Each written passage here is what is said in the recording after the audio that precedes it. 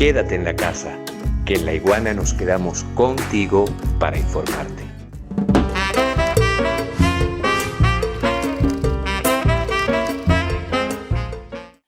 En este contexto queremos analizar, queremos reflexionar y queremos también dar parte de la solución sobre este tema de la violencia, ¿no? No es solamente, por cierto, un tema de Caracas, no es solamente un tema de la violencia en Caracas, no, señor. Esta violencia se puede ver también en otras partes de Venezuela. Y aquí digo una palabra fundamental, el paramilitarismo, y lo digo con todas sus letras, el paramilitarismo está desde hace muchos años ya, no voy a decir yo varios años, desde hace muchos años ya, ganando territorio en la República Bolivariana de Venezuela, y esto nosotros lo hemos venido señalando desde muchísimas aristas, desde muchísimas perspectivas, y diría yo aún más, desde muchísimas también frustraciones, porque desgraciadamente no, pienso yo, y lo digo con mucha humildad, no se nos ha escuchado, no se ha escuchado este clamor de un pueblo que está viendo cómo poco a poco lo peor del paramilitarismo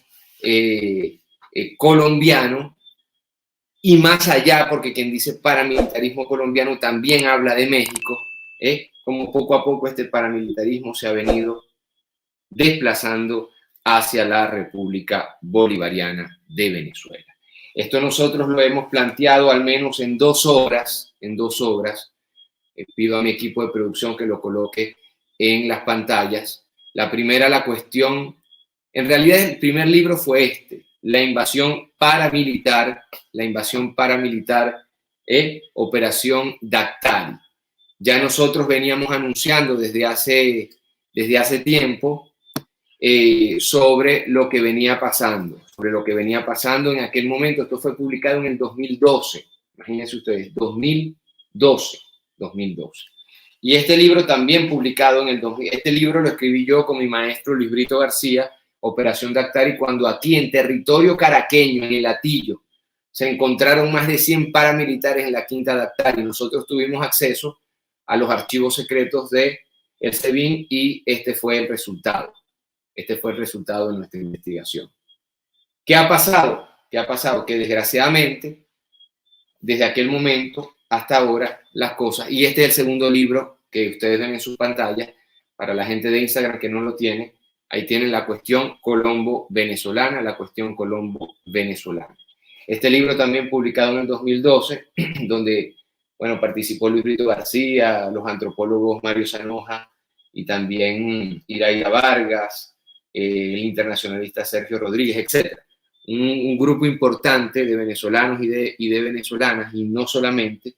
El prólogo de este libro que tienen ustedes en su pantalla lo hizo Piedad Córdoba, la ex senadora Piedad Córdoba, defensora de los derechos humanos, Piedad Córdoba Ruiz. Y en estos libros precisamente nosotros analizamos, y desde 2012, saquen ustedes la cuenta, venimos hablando de los peligros que implica para la República Bolivariana de Venezuela un paramilitarismo, como lo dije yo en estos dos libros, que primero se encuentra en las fronteras, después toma las principales ciudades de Venezuela,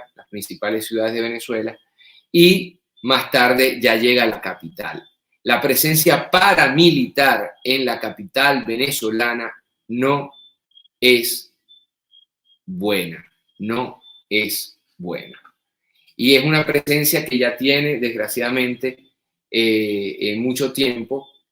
Es una presencia que, desgraciadamente, nosotros no podemos decir que es nueva. Nosotros ahí veníamos diciendo que este paramilitarismo viene controlando zonas paulatinamente de la ciudad de Caracas. Y desgraciadamente ya nos encontramos con esta situación. ¿Qué pasa? Ahí alertamos que había que tener cuidado con por ejemplo, empresas privadas de vigilancia en ciudades como Maracaibo, ciudades como Caracas, todas las ciudades centro costeras. Muchas veces estas empresas de vigilancia eran una forma de entrarle a la sociedad venezolana.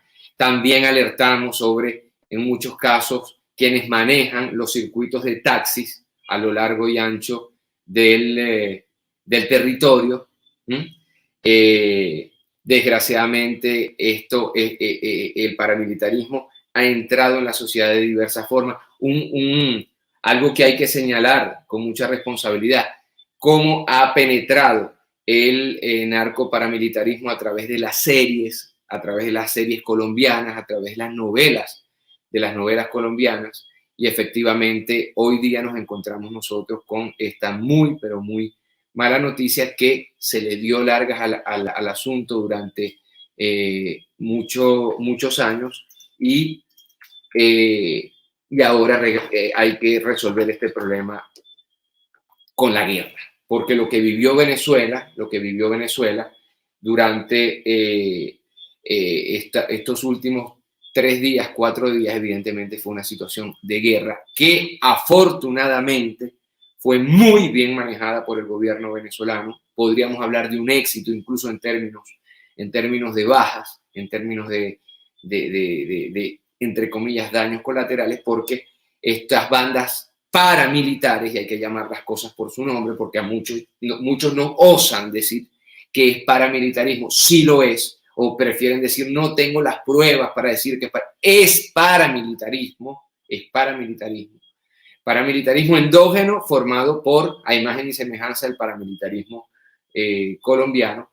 Y bueno, la única manera de combatir el paramilitarismo es efectivamente con la fuerza, porque ¿qué hace el paramilitar? Toma una zona y la convierte en paraestatal, en paraestado, y este es el punto fundamental. El tema no es el paramilitarismo es el brazo armado, y así lo planteo yo en estas dos obras. El paramilitarismo es solo el brazo armado, pero lo que está detrás del paramilitarismo son lógicas paraestatales. ¿Qué quiere decir lógicas paraestatales? Bueno, quiere decir que dentro de ese territorio el monopolio de la violencia, como diría el sociólogo Weber, lo tienen armas paralelas, para armas, no lo tiene las armas del Estado. Y hay que decir que en la Cota 1000 el poder no lo tenía el Estado venezolano, en la Cota 1000 el poder lo tenía el paramilitarismo, las paraarmas, que crearon horarios, decían cuándo el pueblo tiene que acostarse, cuándo el pueblo puede salir o entrar, cuándo los ciudadanos pueden elevar su voz o no. Es decir, todo el tinglado de la organización social en la Cota no lo tenía el gobierno venezolano, es decir, no lo tenía el Estado venezolano en manos del gobierno en este momento.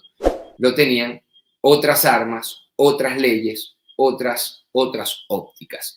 Y repito entonces, el tema no es el paramilitarismo, el tema es la creación de paraestado en la Cota, en este caso en la Cota 905, y quien dice Cota 905 dice la zona alta del valle, dice toda la zona del cementerio, y por ahí la mancha comienza a hacerse grande, toman toda la parte del estado Miranda, del estado Miranda abarcan todo el estado Aragua, el tren de Aragua, y cuando tú ves, están los piratas de Sucre, está todo el tema del paramilitarismo en la frontera zuliana, está todo el tema del paramilitarismo en la frontera con el Táchira, está todo el tema del paramilitarismo en el sur de Venezuela con las minerías y el estado Bolívar, y ustedes ven como lentamente esta mancha de paramilitarismo, es decir, de paraestado, se comienza a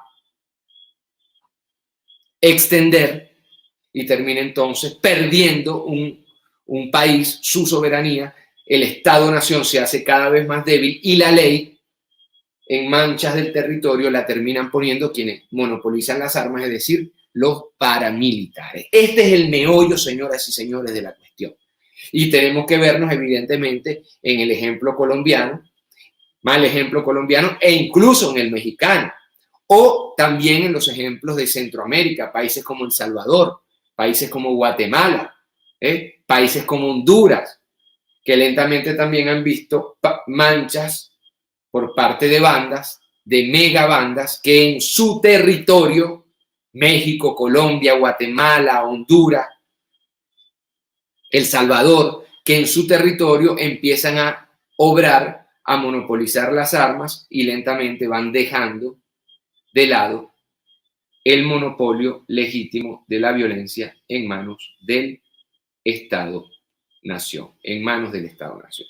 De eso se trata, ese es el meollo, señoras y señores, ese es el peligro, ese es el grandísimo peligro que se esconde detrás de estas lógicas de las cuales precisamente nosotros venimos a hablar hoy día.